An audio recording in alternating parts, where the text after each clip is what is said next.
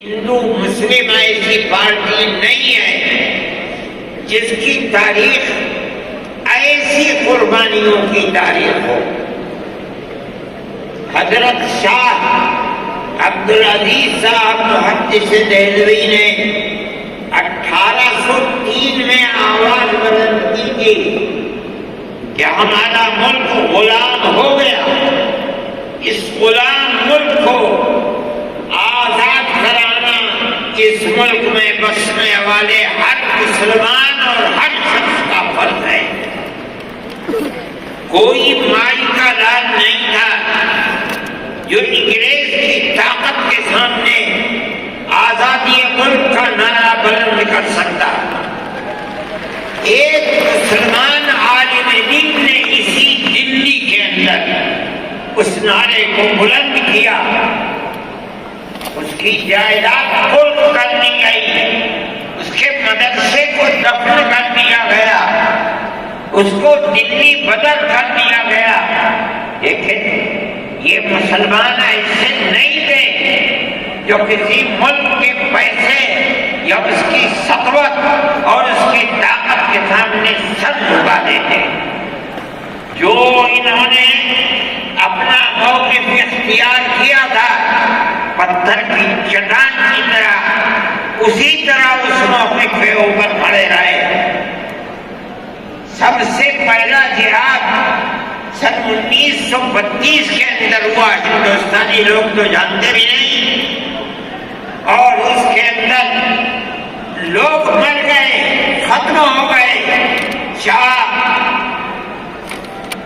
عبدالعزیز صاحب کے رشتے کے، ان کے قریب، ان کے اولاد میں شاہ اسماعیل شہید اور رائے بریلی کے شاہ احمد شہید، دونوں کے دونوں ختم ہو گئے، شہید ہو گئے بالا کوٹ کے میدان میں۔ لیکن پیچھے نہیں ہٹے۔ وہ لوگ جو بچ کر آئے تھے سن 1857 میں پھر جہاد کر دیا، اور اس کے اندر صرف اسی دلی کے اندر 33,000 مسلمان شہید کیے گئے، اور لال قلعے سے لے کر جامع مسجد تک درختوں کے اوپر ان کی لاشوں کو لٹکا دیا گیا۔ یہ مسلمان کی تاریخ ہے، علماء کی تاریخ ہے۔ بتائیں کون ہے جس کی زندگی کے اندر یہ تاریخ مل سکتی ہے؟ میں کہتا ہوں، لاکھوں آدمی کے ساتھ میں کہتا ہوں، کوئی مائی کا لال ہے جس نے اس ملک کی اس طرح خدمت کی ہو جس طرح مسلمان علماء نے خدمت کی ہے؟ جب یہ علماء انہی مجاہدین کی بنائی ہوئی جماعت ہے، ہم تو ان کے جوتے سیدھے کرنے والے ہیں، ہمارا کیا کام ہے؟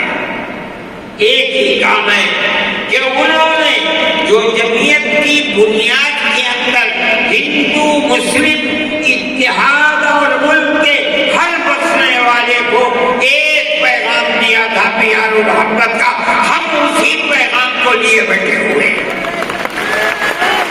ہمارا کام صرف اتنا ہے، دنیا توڑنا چاہتی ہے، حکومتیں برباد کرنا چاہتی ہیں، فرقہ پرست ذہنیت آگ لگانا چاہتی ہے، یہ نعرہ دینا چاہتی ہے کہ ہندو الگ، سکھ الگ، مسلمان الگ۔ ہم کہتے ہیں نہیں، ہندو مسلم سکھ عیسائی بھائی بھائی۔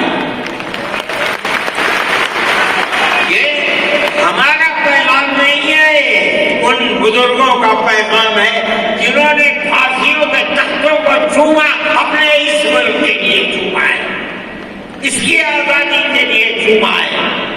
اس یگانگت اتحاد جس کو آج آگ لگایا جا رہا ہے، ہمارے بزرگوں نے اسی اتحاد کے لیے اپنی قیمتی جانوں کو قربان کیا ہے، اور ان کا مقصد یہ تھا کہ ملک آزاد ہو جائے، حکومت ایسی بننی چاہیے جو حکومت سیکولر حکومت ہو، کسی کا حق نہ جائے۔ کانگریس اس لیے نہیں بنی تھی. یہ 1803 کی آواز ہے کہ ملک غلام ہو گیا. جہاد کرنا فرض ہے. کانگریس کا تو وجود بھی نہیں تھا. کانگریس تو 28 دسمبر 1985 کو بنی ہے اور اس کا پہلا اجلاس بمبئی کے اندر ہوا ہے. آپ لوگ سمجھیں اس کو. کانگریس ملک کو آزاد کرانے کے لیے نہیں بنی تھی. کانگریس کی تجویز موجود ہے. وہ کہتے